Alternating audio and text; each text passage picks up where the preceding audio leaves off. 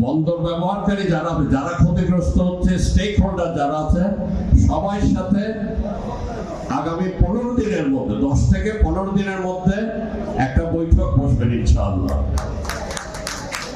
এবং এই বৈঠকে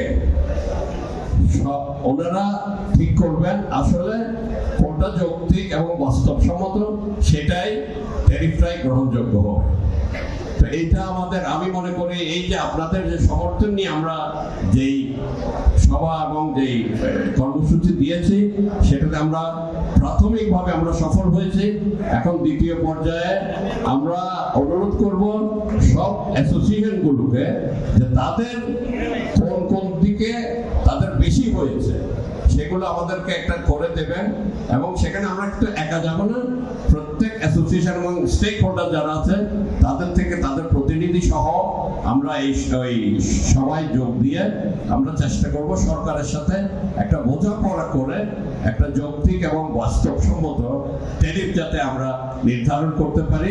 সরকারকে আমরা এই সহযোগিতা করব এবং আমরা আশা করি সরকার ব্যবসায়ীদের এই দাবিগুলো মেনে নেবেন।